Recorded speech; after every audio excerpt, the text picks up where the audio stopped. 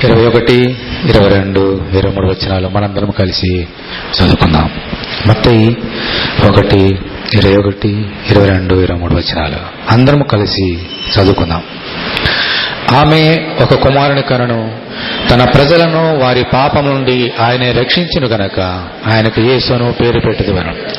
ఇదిగో కన్యక గర్భవతి కుమారుని కనను, ఆయనకు ఇమ్మానుయేలును పేరు పెట్టుదురు అని ప్రభు తన ప్రవక్త ద్వారా పలికిన మాట నెరవేరినట్లు ఇదంతా జరిగాను. ఇమ్మానుయేలుని పేరునకు భాషాంతరమున దేవుడు మనకు తోడని అర్థం. ప్రార్థన చేసుకుందాం. దేవానికి కొన్నాళ్ళ స్తోత్రమైన ఉదయకాలం మందు తండ్రి ప్రభువా, మాతో ఉండి మాట్లాడుచున్నాను. దేవానికి వందనాలు. ఇమ్మానుయేలు దేవుడు అనగా దేవుడు మనకు తోడని అర్థమిచ్చి నామము కలిగినటువంటి గొప్ప యేసయ్య నీకు వందనాలు స్తోత్రం తండ్రి. ఈరోజు మాకు తోడుగుండండి ప్రభావ, మా జీతాలకు తోడుగుండండి, మా తలంపులకు మా క్రియలకు తోడుగుండండి. అయినా నీకే మహిమ ఘనత ప్రభావం చెల్లిస్తున్నాం తండ్రి. వచ్చిన బిడ్డలను దీవించండి ప్రభావ, ఇంకా వస్తున్న బిడ్డలను దీవించండి. అయినా మా జీవితాలను ఆశీర్వదించండి, నీ వాక్యంలో బలపరచండి. నిష్పరైన దాసును బలపరిచి మీరే మాట్లాడి సమస్తమైన మహిమ ఘనత ప్రభావం మీరు పొందుకోమని యేసు నామములో ప్రార్థించున్నాం తండ్రి. ఆమేన్. దయచేసి మీ బైబిల్ చూపించండి. నీ వాక్యము నా పాదములకు దీపమును, నా త్రోవకు వెలుగై ఉన్నది. Thy word is a lamp unto my feet and a light unto my path. దయచేసి కూర్చోండి. యేసుక్రీస్తు అనగా ఇమ్మానుయేలు దేవుడు మనకు తోడుగున్నాడు, తోడుగా ఉండాలి. ఈ ఇమ్మానుయేలు దేవుడు మనకి ఎప్పుడైతే తోడుకుంటున్నాడో మన జీవితాలు ఎంతో ఆశీర్వాదకరంగా ఉంటాయి, దీవెనకరంగా ఉంటాయి. దేవుడు మనల్ని తన సత్యములోనికి నడిపిస్తాడు. ఈ యేసే మన తోడుగా ఉంటే ఏం చేయాలనేది ఒక్కొక్క వారము మనము అనేకమైన సంగతులు అనేకమైన భక్తుల ద్వారా మనం నేర్చుకుంటున్నాం. ఈరోజు ఒక మహాప్రవక్త, మంచి ప్రవక్త, అతను పలికినటువంటి మాటల్లో ఉన్నటువంటి గూఢార్థాన్ని మనం ఈరోజు మనం నేర్చుకుందాము. మన జీవితాలని ప్రభు దగ్గర సరి చేసుకుందాము. దేవుడు మనకు తోడుగా ఉండాలంటే ఏం చేయాలి, మనం ఎలాగో దేవుళ్ళు ఎదగాలి అనే సత్యాన్ని మనం జాగ్రత్తగా విందాం. దయచేసి గమనించండి. మరికంగా యేసుక్రీస్తు శ్రమల ధ్యానాంశాన్ని మనము కలిగి ఉంటున్నాము. యేసుక్రీస్తు శ్రమల దినాల్లో మనం ఉంటున్నాము. మన కొరకు యేసుక్రీస్తు అనేకమైన శ్రమలు పొంది మన కొరకు తన జీవితాన్ని ప్రభు పణంగా పెట్టి శిలువ మీద చనిపోయి తిరిగి లేచినటువంటి యేసయ్య శ్రమల్ని మనం జ్ఞాపకం చేసుకునే గొప్ప భాగ్యం మనకి ఇచ్చాడు దేవుడు. ఈ శ్రమలో నుంచి మనం అనేక పాఠాలను మనం నేర్చుకోబద్దులమే ఉన్నాం. గొప్ప ప్రవక్త తన యొక్క ప్రవచనం ద్వారా ఈరోజు మనతో మాట్లాడుతున్నాడు. నేర్చుకుందాము. యెషయా గ్రంథము 53వ అధ్యాయం తీయండి. ఇమ్మానుయేలు దేవుడు మన కొరకు ఏం చేస్తున్నాడో, మనం ఎలా ఉండాలో మనం నేర్చుకుందాం. యెషయా గ్రంథము 53వ అధ్యాయము చదువుతాను, గమనించండి. యెషయా గ్రంథము 53 మొదటి వచనం. మేము తెలియజేసిన సమాచారము ఎవడు నమ్మెను? యెహోవా బాహు ఎవనికి బయలుపరచబడను? హల్లెలూయా. మేము తెలియజేసిన సమాచారము ఎవడు నమ్మెను?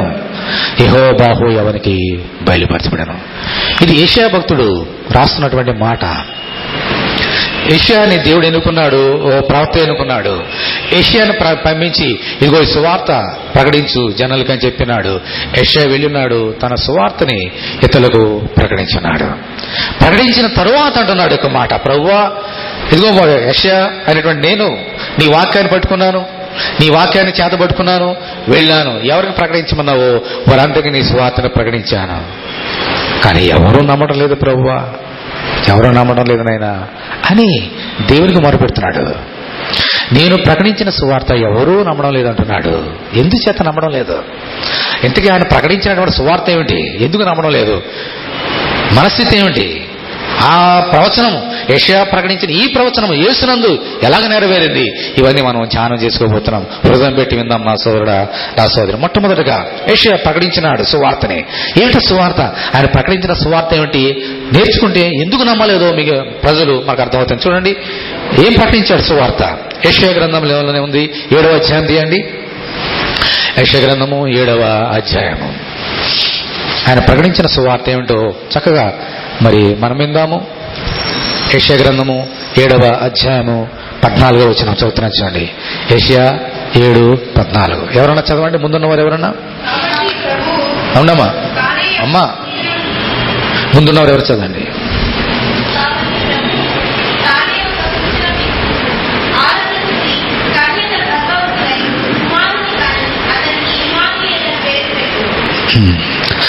మరి చాలా జాగ్రత్తగా నచ్చిన 14 వచనం. కాబట్టి ప్రభు తానే ఒక సూచన మీకు చూపును, ఆలకించుడి. కన్యక గర్భవతి కుమారునికని అతనికి ఇమ్మానుయేలును పేరు పెట్టుదువలెను.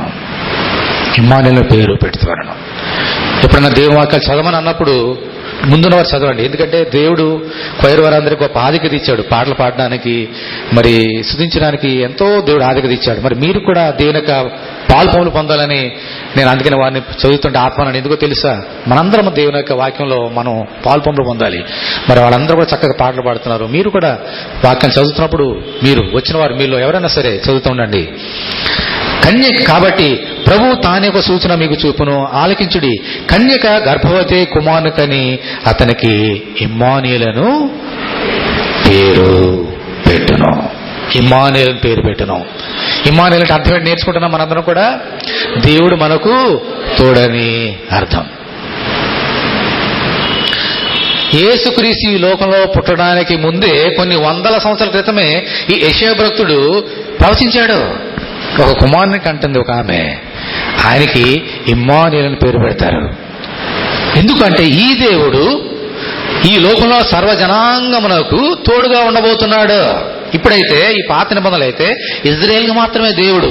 ఈ ఇజ్రాయేల్ దేవుడు రాబోయే దినాల్లో ఒక కుమారుడు పుట్టబోతున్నాడు. ఆయన పుట్టిన తర్వాత ఈ యొక్క కృప ఈ లోకంలో మనుషులందరికీ చెందబోతున్నది. ఇజ్రాయేలుకి తోడైనటువంటి దేవుడు ఈ లోకంలో మనుషులందరికీ తోడే ఉంటాడు, అందరికీ తోడే ఉంటాడు అని చెప్పాడు. ఇది సువార్త. చాలా జాగ్రత్తగా గమనించండి. ఈ సువార్తని నమ్మలేదంట చాలా మంది. ఎందుకు నమ్మలేదు? ఒకసారి ఆలోచన చేసి చెప్పగలుగుతారా? మీ హృదయంలో ఆలోచించండి, ఎందుకు నమ్మలేదు? ఆన్సర్ చాలా ఈజీ, నేను చదువుతాను చూడండి ఎందుకు నమ్మలేదు. 14 వచనం. కాబట్టి ప్రభు తాని ఒక సూచన మీకు చూపును, ఆలకించుడి. కన్యక గర్భవతి కుమారునికని అతనికి ఇమ్మానుయేలును పేరు పెట్టుదురు. అందుకే నమ్మలేదు జనాలు. ఇలా ప్రకటించాడు కాబట్టే నమ్మలేదు సువార్తని. ఒకవేళ మరొక రకంగా అతను సువార్త ప్రకటించుంటే అందరూ నమ్మేవారు. ఇలాగే ప్రకటించాడు కాబట్టి నమ్మలేదు. ఏమిటి తేడా? ఎలాగ ప్రకటించడం నమ్మేవారు? ఇప్పుడు చూడండి, నేను చదువుతున్నాను చూడండి. కాబట్టి ప్రభు తానే ఒక సూచన మీకు చూపును, ఆలకించుడి. స్త్రీ గర్భవతి కుమారునికని అతనికి ఇమ్మానుయేలు పేరు పెట్టును అని చెప్పితే అందరూ నమ్ముండేవారు. తేడా తెలిసిందా? యెషయా భక్తుడు అన్నాడు, ఒక స్త్రీ గర్భవతి కుమారునికని అతనికి ఇమ్మానుయేలు పేరు పెట్టును అని చెప్పగానే ఓహో అని అందరూ నమ్మేవారు. కానీ అలా చెప్పలేదు అతను. ఇదిగో కన్యక గర్భవతి కుమారునికని అతనికి ఇమ్మానుయేలు పేరు పెట్టుదని చెప్పాడు కాబట్టి నమ్మలేదు. దేవుని స్తోత్రం, హల్లెలూయా. తేడా తెలుసుకున్నారా? ఈ లోకంలో ఒక స్త్రీ గర్భం దాల్చడం ఏమైనా ఆశ్చర్యమా? ఒక స్త్రీ కుమారుని కంటమో ఏమైనా ఆశ్చర్యమా? ఏ ఆశ్చర్యం లేదు. కానీ ఒక కన్యక గర్భవతి ఒక కుమారుని కనుడు అనేది ఆశ్చర్యము. అందుకని ఆయన పేరు ఆశ్చర్యకరుడని ఇదే యెషయా భక్తుడు 9వ అధ్యాయంలో రాశాడు. ఆయన పేరు ఆశ్చర్యకరుడు. ఎందుకంటే ఈ లోకంలో ఒక స్త్రీ గర్భం దాల్చడం అనేది హవ్వ మొదలుకొని ఈ రోజు వరకు జరుగుతూనే ఉన్నది. యేసు వచ్చారు జరుగుతూనే ఉంటుంది. అందులో ఆశ్చర్యం లేదు. గొడ్రాలు కూడా పిల్లలు కన్నారు, అందులో ఆశ్చర్యం లేదు. గొడ్రాలు కూడా కనడానికి ఆశ్చర్యపడక్కలేదు. అది మిరకలు కానీ ఆశ్చర్యపడక్కలేదు. ఎందుకంటే ఆమెకు భర్త ఉంటాడు. కానీ కన్యకి భర్త లేడు. అయినప్పటికీ కన్యక ఒక పురుషునితో కూడుకున్నప్పటికీ గర్భం దాల్చడం అనేది ఆశ్చర్యం. అది సువార్త ప్రకటించాడు. ఒకవేళ కనుక యేసుక్రీస్తు ఒక భర్తకి ఒక స్త్రీ భార్యకి పుట్టునుంటే ఆయన పేరు ఇమ్మానుయేలు ఉండేది కాదు. ఈ లోకంలో మనుషులు అన్నట్టు యోసేపు కుమారుడుగానే ఉండేవాడు ఆయన. కానీ యోసేపు కుమారుడు కాదు, ఆయన దేవుని కుమారుడు. దేవుని స్తోత్రం, హల్లెలూయా. ఎందుకంటే యోసేపు పుట్టలేదు, యేసుక్రీస్తు పరిశుద్ధాత్మ వల్ల గర్భము ధరింపబడి కుమారుని కన్నది. అందుకని సర్వోన్నతుడే దేవుని కుమారుడు అనే పేరు పెట్టబడము ఇమ్మానుయేలు. ఇది సువార్త. ఒక స్త్రీ గర్భం దాల్చడం అనేది చాలా ఈజీ. అలా చెప్పుకుంటే అన్నం ఉండేవారు. ఆయన ఏమన్నాడమ్మా, ఒక కన్యక గర్భం దాల్చబోతున్నది, కుమారుడు కనబోతున్నది, అతనికి ఇమ్మానుయేలు పేరు పెట్టి చెప్తానే కన్యక ఏమిటి, గర్భం దాల్చడం ఏంటి నమ్మన్నారు. అందుకనే మనకి కంటికి కనబడే దానిని చాలా ఈజీగా ఉన్న దాన్ని నమ్మటము మనకి చాలా తేలిక. కానీ దేవుని వాక్యాలని ఉన్నది ఉన్నట్టుగా నమ్మటం చాలా కష్టం. ఆయన చెప్పింది దేవుని చెప్పింది, దేవుని వాక్యం ఉన్నది ఉన్నది ఉన్నట్టుగా నమ్మటం చాలా కష్టము, చాలా కష్టం. అందుకనే నమ్మలేదు వారు. అందుకనే 53 అధ్యాయులు అంటున్నాడు, మేము తెలియజేసినటువంటి సమాచారము ఎవడు నమ్మెను, ఆయన బాహు ఇహో బాహు ఎవరికి చాపబడేను. ఎంతో వేదనతో కన్నీటితో యెషయా భక్తుడు ఈ మాట పలుకుతున్నాడు. నా సోదరుడా, నా సోదరి, ఈ మాట వారు నమ్మినా నమ్మకపోయినా దేవుని యొక్క వాగ్దానము తప్పిపోదు. దేవుడు చెప్పిన ఏ మాట నిర్ధకము కానేరదు. ఇదిగో కాలము సంపూర్ణమైన తరువాత, ఆ వాగ్దానము నెరవేర్చబడే రోజులు వచ్చిన తరువాత, స్త్రీ ఈ కన్యక ఎవరమ్మా? మరియమ్మ గర్భం దాల్చింది, కుమారుని కన్నది. అదే మత్తయి సువార్తలో మనం చదువుకున్నాం. ఆయన జనన విధం ఎట్లనగా ఆ మరియ ఆ వాగ్దానం నెరవేర్చడానికి ఆ కుమారుని కన్నది. ఇప్పుడు చూడండి, మీకు అర్థమవుతుంది. మత్తయి సువార్త 1వ అధ్యాయం 18వ వచనం. యేసుక్రీస్తు జనన విధం ఎట్లనగా మత్తయి 1:18. ఆయన తల్లి అయిన మరియ యోసేపునకు ప్రధానం చేయబడిన తర్వాత వారేకము కాకమునుపు ఆమె పరిశుద్ధాత్మ వలన గర్భవతిగా ఉండెను. ఆమె భర్త అయిన యోసేపు నీతిమంతుడే ఉండి ఆమెను అవమానపరచనలక రహస్యంగా ఆమెను విడనాడు ఉద్దేశించును. అతడు ఈ సంగతులను గురించి ఆలోచించుకొనిచుండగా, ఇదిగో ప్రభుదూత స్వప్నముతో ప్రత్యక్షమై దావీదు కుమారుడు యోసేపుని భార్యను మరి చేర్చుకునకు భయపడకు, ఆమె గర్భము ధరించినది పరిశుద్ధాత్మ వలన కలిగినది. ఆమె యొక్క కుమారుని కనును తన ప్రజలను వారి పాపను ఆయన రక్షించినను కానీ యేసుని పేరు పెట్టుదువలను. ఇదిగో కన్యక గర్భవతి కుమారుని కనును ఆయనకి ఇమ్మానుయేలు పేరు పెట్టుదురు అని ప్రభువు తన ప్రవక్త ద్వారా పలికిన మాట నెరవేరినట్లు ఇదంతయు జరిగిన దేవుడు స్తోత్రం. హల్లెలూయా. ఒక ప్రవచనము దేవుడు చెప్పాడు అంటే తన భక్తుల ద్వారా అది తప్పక నెరవేరవలసిందే. నెరవేరింది. చాలా జాగ్రత్తగా గమనించండి. ఆయన చెప్పాడు ప్రవచనం నెరవేరడానికి యేసుక్రీస్తు పుట్టాడు. ఆయన ప్రవచనము తన గురించి తానే చెప్పుకోవడం లేదు. ఆ ప్రవచనం నెరవేర్చడానికి యేసు ఈ లోకంలో పుట్టాడు. యేసుక్రీస్తు ఎంతమంది నమ్మారు? నా సోదరు, నా సోదరి. ఒక కన్యక గర్భం దాల్చిన నమ్మలేదు, ఓకే, బాగా ఉంది. సరే, ఎలా పుట్టాడో పక్కన పెడదాం. ఆయన పుట్టాడు, సువార్త ప్రకటించాడు, యెషయాగా ప్రకటించాడు. దానికంటే సుందరమైన పాదములతోటి యేసు ఈ లోకంలోకి వచ్చి ఇదిగో పలుకు రాజ్యం సమీపించిన సువార్త ఆయన ప్రకటించాడు. ఎంతమంది సువార్త నమ్మారు? యేసు ప్రకటించిన సువార్తని ఎంతమంది నమ్మారు? నా సోదరుడు, నా సోదరే. ఒకసారి చూద్దాం ఆ యొక్క వాగ్దానం ఎలాగ నెరవేరిందో ప్రవచనం చూద్దాం. యోహాను సువార్త 12వ అధ్యాయము. యోహాను సువార్త 12వ అధ్యాయము 37వ వచనం చదువుతున్నా చూడండి. యోహాను సువార్త 12:37. బైబిల్ అందరూ తీయండి. 12:37 యోహాను సువార్త. యేసు ఈ మాటలు చెప్పి వెళ్ళి వారికి కనబడకుండా దాగి ఉండెను. ఆయన వారి ఎదుట ఇన్ని సూచక క్రియలు చేసినను వారు ఆయన యందు విశ్వాసముంచరేరి. My God. యేసుక్రీస్తు పుట్టి ఇమ్మానుయేలుగా ఈ లోకంలో అవతరింపబడి కన్యని గర్భమందు స్త్రీ గర్భమందు అవతరింపబడి ఎన్నెన్నో సూచక్రియలు చేశాడు. వారు ఇన్ని సూచక్రియలు వారి ఎదుట యేసు చేసినను ఆయన యందు విశ్వాసముంచరైరి. ఎవరును ఆయన యందు విశ్వాసముంచలేదట. ఎన్ని సూచక్రియలు చేసినా మనకు తెలుసు. చిన్నప్పటి నుంచి వింటున్నాం యేసు చేసిన అద్భుత కార్యాలు, చిన్నతనం నుండి వింటున్నాం. అయినప్పటికీ వారి కళ్ళారు చూశారు. ఈ రోజైతే యేసు మన కళ్ళ ముందు ఏ సూచక్రియ చేయలేదు. వారి కళ్ళ ముందు యేసుక్రీస్తు ఇమ్మానుయేలు ఎదురుగానే ఉండి అనేకమైన అద్భుత కార్యాలు చేసినప్పటికీ వారు ఆయన యందు విశ్వాసముంచలేదు. కళ్ళ ముందే గుడ్డివారు నడుచుకుంటూ వెళ్ళిపోయారు. కళ్ళ ముందే కుంటివారు గంతులు వేస్తూ వెళ్ళిపోయినారు. కళ్ళ ముందే చనిపోయిన వారు లేపబడ్డారు. అయినప్పటికీ యేసునందు వారు విశ్వాసముంచలేదు. వాయ్ చూడండి అక్కడ ఏముందో. యేసు ఈ మాటలు చెప్పి వారి కనబడకుండా దాగి ఉండెను. ఆయన వారి ఎదుట ఇన్ని సూచక్రియలు చేసినాను వారు ఆయన విశ్వాసం ఉంచలేరి. ఇప్పుడు 38వ వచనం చూడండి జవాబు. ప్రభువా, మా వర్తమానము నమ్మిన వాడెవడు? ప్రభు యొక్క బాహు ఎవరికి బయలుపరచబడను అని ప్రవక్తన యెషయా ద్వారా చెప్పిన వాక్యము నెరవేరినట్లు ఇది జరగను. ఇందుచేత వారు నమ్మలేకపోయేరి. అనగా వారు కనులతో చూచి హృదయంతో గ్రహించి మనసు మార్చుకొని నా వలన స్వస్థపరచబడకుండానట్లు ఆయన వారి కనులకు అంధత్వము కలిగజేసి వారి హృదయములను కఠినపరచునని యెషయా మరి ఒక చోట చెప్పాను. యెషయా చెప్పాడు, అలాగే జరిగింది. ఆయన సువార్త నమ్మలేదు, యేసు చేసిన వాక్యాలు నమ్మలేదు.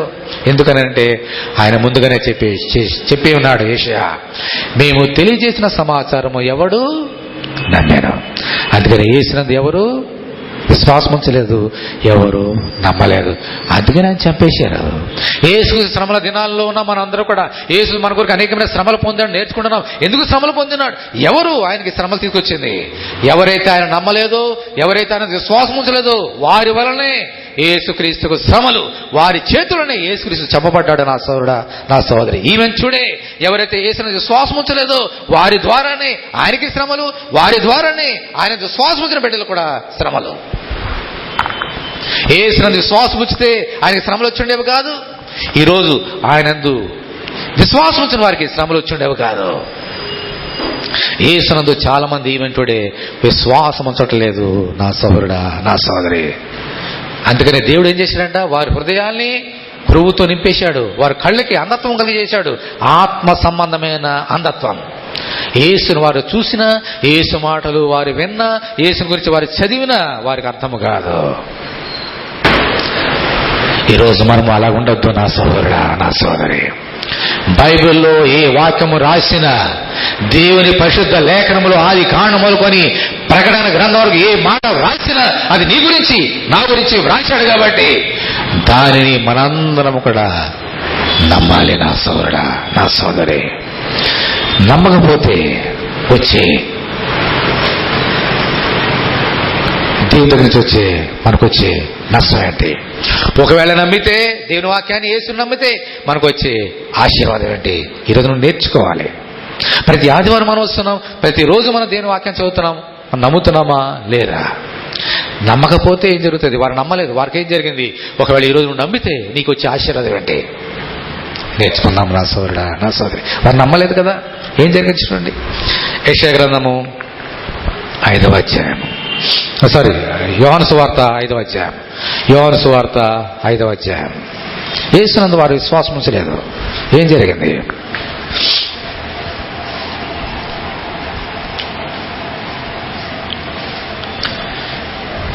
ముప్పై 37వ వచనం చదువుతున్నాను చూడండి.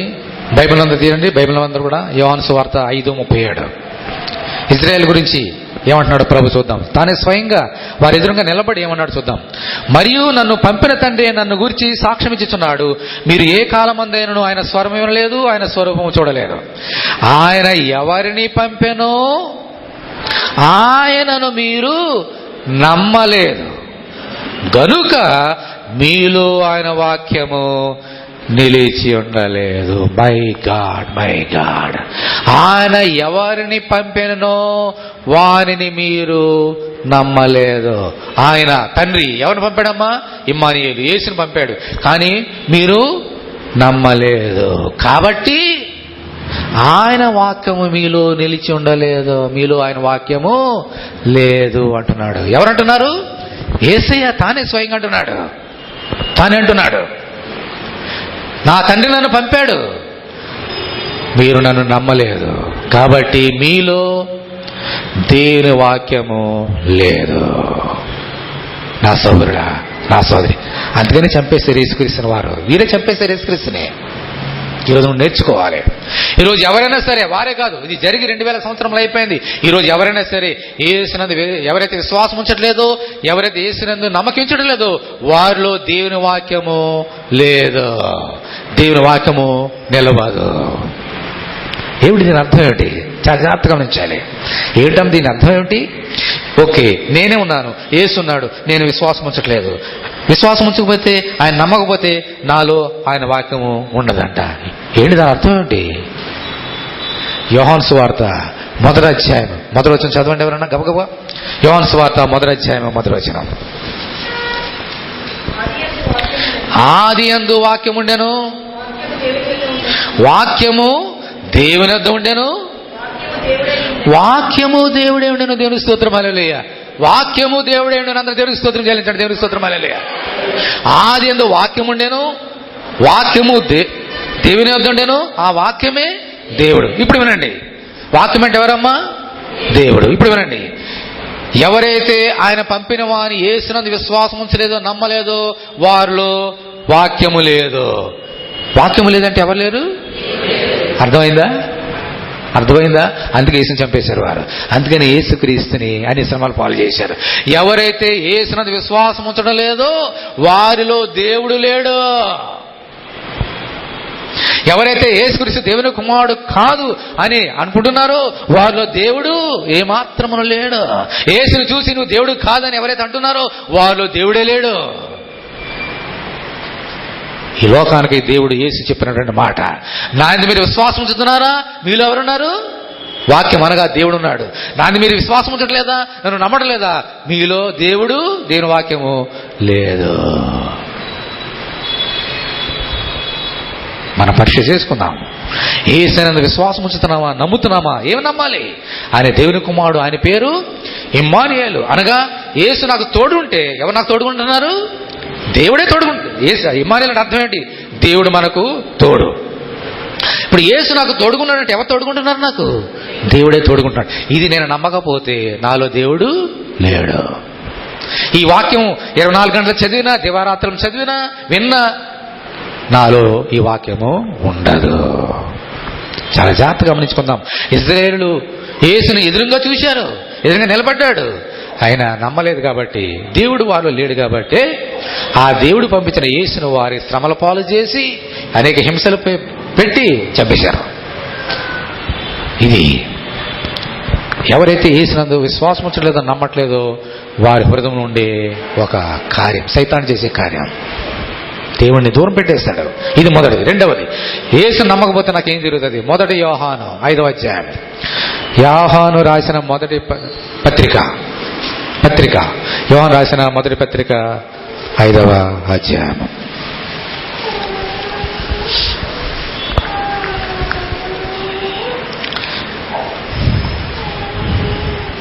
తొమ్మిది వచనం చదువుతున్నా చూడండి. 9-10.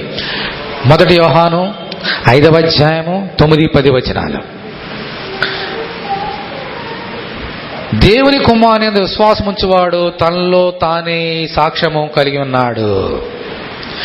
దేవుని నమ్మనివాడు ఆయన తన కుమారుని గూర్చి ఇచ్చిన సాక్ష్యము నమ్మలేదు గనక అతడు దేవుని అబద్ధికునిగా చేసినవాడే. మొట్టమొదటిగా ఎవరైతే యేసునందు నమ్మకం ఉంచట్లేదో వారిలో దేవుడు లేనే లేడు. అంత మాత్రమే కాదు, ఎవరైతే యేసునందు విశ్వాసం ఉంచట్లేదో, యేసు దేవుని కుమారుని ఇమ్మానుయేలుని నమ్మడం లేదో వారు ఏం చేస్తున్నారంటమ్మా? ఆ పంపినటువంటి ఆ తండ్రిని అబద్ధికునిగా చేసేస్తున్నారు. చాలా జాగ్రత్తగా గమనించండి, ఎంత భయంకర పాపం ఇది. తండ్రి ఏమన్నాడు? నేనే సత్యము, నీ వాక్యము సత్యము. వాక్యము సత్యం. వాక్యము దేవుడే నేర్చుకున్నాం. ఏంటో వాక్యము? వాక్యమే, నీ వాక్య సారాంశమే సత్యం. అనగా దేవుడు ఎవరమ్మా? సత్యం. అందుకని యేసు ఈ లోకంలోకి వచ్చామన్నాడు, నేనే మార్గం, నేనే సత్యం.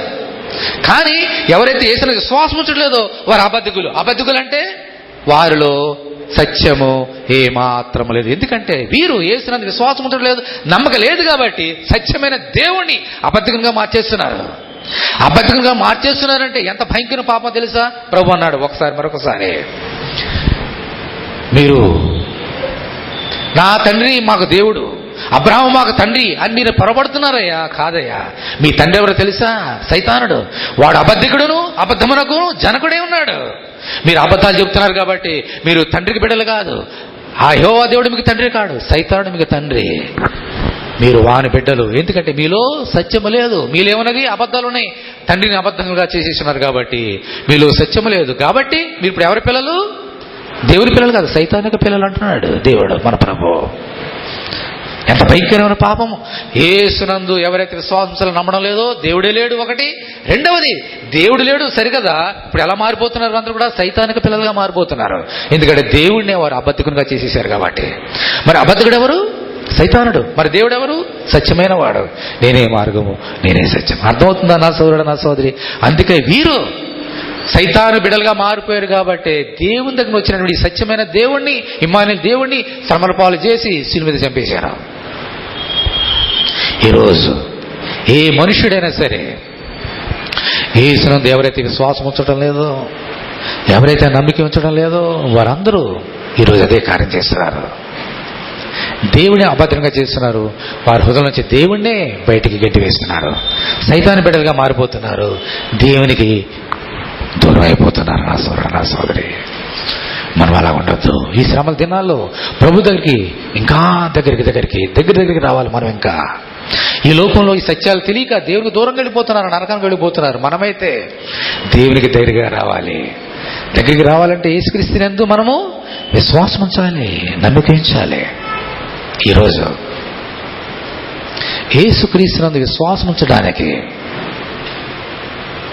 దేవుడు గొప్ప కార్యాలు చేశాడు.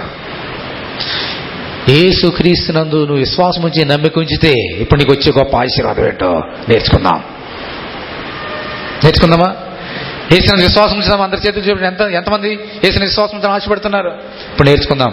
యేసునందు విశ్వాసం ఉంచి అంటే నమ్మిక ఉంచితే, యెషయా భక్తులు చెప్పినట్టుగా మేము తెలియజేసిన సమాచారం ఎవరైనా నమ్మిన అన్నట్టు కాకుండా, ఓ ప్రభా నువ్వు ఏం చెప్పినా మేము నమ్ముతాను, ఈ వాక్యంలో ఏముందా మేము నమ్ముతాము అంటే గనక మనకు వచ్చే ఆశీర్వాదం అంటే నేర్చుకుందాం. మొట్టమొదటి ఆశీర్వాదం. 2 నష్టాలు నేర్చుకున్నాం, 2 ఆశీర్వాదాలు నేర్చుకుందాం. రోమీయులకు రాసిన పత్రిక మొదటి అధ్యాయం తీయండి. రోమీయులకు రాసిన పత్రిక మొదటి అధ్యాయం.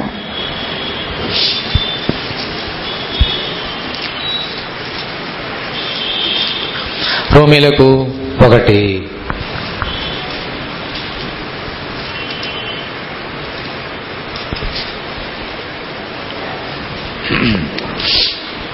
ఒక్క నిమిషం.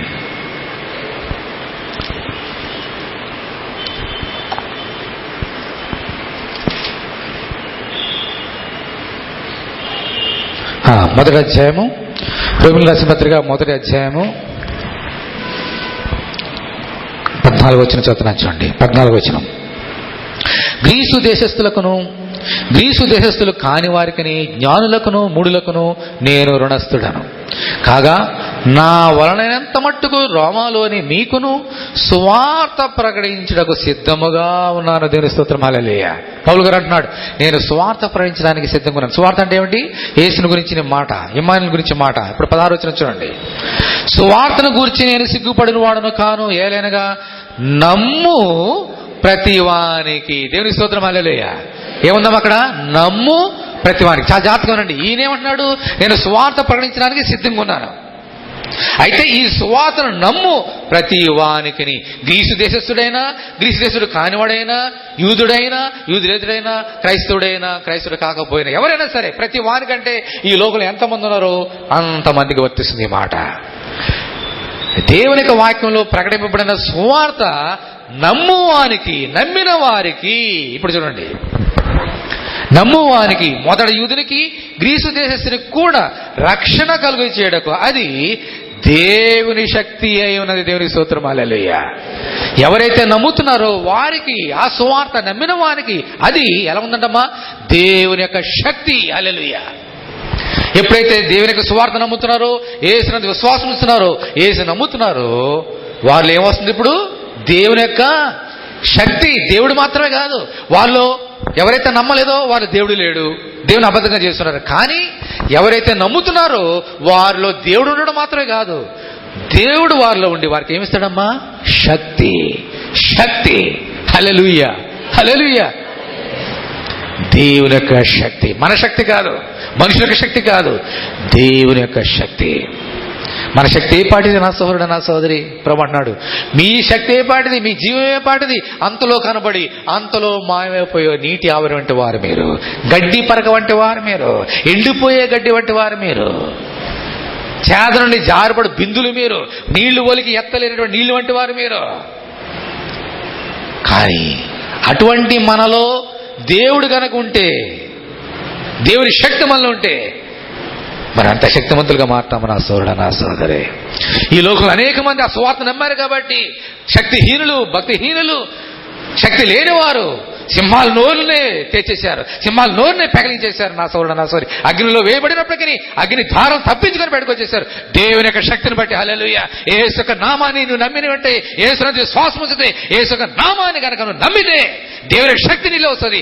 దేవుని కార్యములు చేయగలుగుతావు. నీ జీవితంలో ఎటువంటి కార్యములు, ఎటువంటి శోధనలు, ఎన్ని శ్రమలు వచ్చినప్పటికీ దేవుని శక్తినికి తోడుకుంటే నువ్వు జయించగలుగుతావు. నువ్వు జయశీలివి నా సోదరుడు, నా సోదరే. యేసునందు విశ్వాసం ఉంచిన వారికి, యేసునందు నమ్మిక ఉంచిన వారికి దేవుడిచ్చే శక్తి ఇదే. నీ శోధనలు నప్పుకుని నీ జీవితంలో ఎన్ని కార్యములు దేవునికి వ్యతిరేకమని జీవించినప్పటికీ దేవుడు నీకు శక్తి, నీకు తోడుగా ఉండి ఆ కార్యము నీకు జయాన్నిస్తుంది నా సోదరు, నా సోదరి. ఇదే పౌల్ని అనేక మంది హింసలు పెట్టారు, అనేక సార్లు కొరడాలతో కొట్టారు, అనేక సార్లు జైల్లో పెట్టారు. సువార్త ప్రకటించడము ఆపలేదు. చెరసాలలో దేవుడు తోడుకున్నాడు, కొరడాలు కొట్టినప్పుడు దేవుడు తోడుకున్నాడు, అపాయాలు వచ్చినప్పుడు, తుఫాన్లు వచ్చినప్పుడు, ఓడ బద్దలైపోయినప్పుడు దేవుడు తోడుకున్నాడు. దేవునికి శక్తిని బట్టి తన ప్రాణాన్ని దక్కించుకున్నాడు, తన తోటి వారి ప్రాణాలను కూడా దక్కించినాడు. దేవుని స్తోత్రం, హల్లెలూయా. యేసునందు విశ్వాసం ఉంచావా, దేవునికి శక్తి నిన్ను కమ్ముకుంటుంది. అందుకని కన్య అయిన మరియ చాలా జాగ్రత్తగా గమనించండి. ఇదిగో నేను పురుషుని ఎరుగున్నాననే ఇది ఎలాగో సంభవించును అన్నది. కానీ నమ్మకుండా అపనమ్మకంతో కదా మాట. How it is possible? It is genuine question. అపనమ్మకంతో చెప్పిన మాట కాదు. అప్పుడు ఒక మాట అన్నాడు పరిశుద్ధాత్మ దేవుడు దేవదూత ద్వారా, దేవుని యొక్క శక్తి నిన్ను కమ్ముకొనును గనక, హల్లెలూయా, పుట్టబో శిశువు పరిశుద్ధుడై దేవుని కుమారుడు అనబడను. నువ్వు అనుకుంటున్నావు నేను కన్యకను కదా, ఎలా గర్భం దాల్చగలను? దేవునికి అసాధ్యమైన ఏదైనా ఉన్నదా? దేవుని యొక్క శక్తి నీ మీదకి వస్తుంది.